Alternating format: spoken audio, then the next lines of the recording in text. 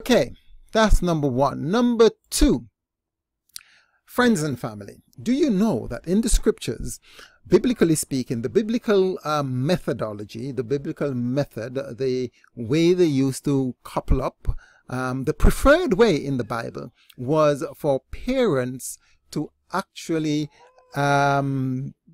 choose the spouse of their children.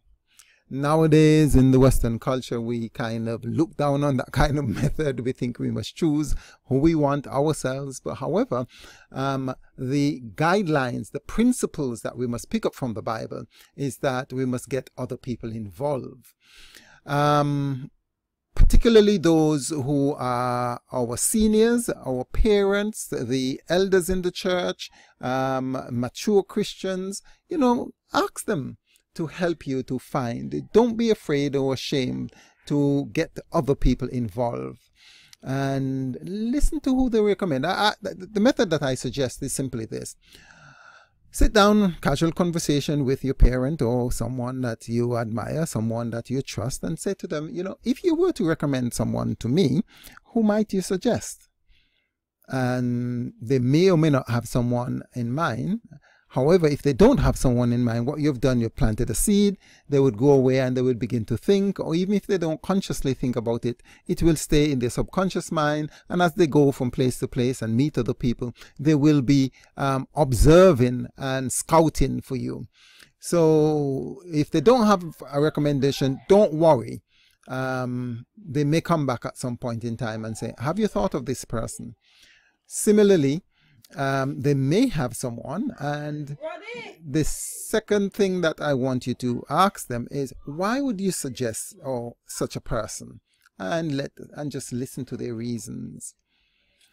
Now, what are the advantages of this? The advantages are, one, people come recommended. They tell us that, when companies are looking to hire, one of the first things they do, they look to hire in-house. Or they ask the people who are already working for them if they know someone that may fit their job description or the role that they are looking to hire for. And then if none of those methods work, they put it out to the general public in the newspaper or, in the media. The second advantage is that you would get inside information about the person. So sometimes when we meet a stranger at an event or someplace, it is hard work trying to find out a lot about this person. They may not live in the same area, they may come from a totally different country, and to get information about the person other than from themselves can be tedious, difficult, and even expensive.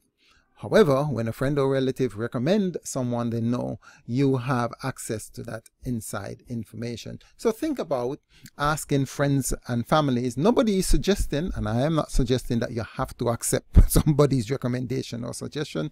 They may be recommending someone totally off the wall, not your cup of tea. However, it is a method of finding someone who might be suitable to you. By the way, many people met their husbands or wives through the recommendation or through a mutual friend or family.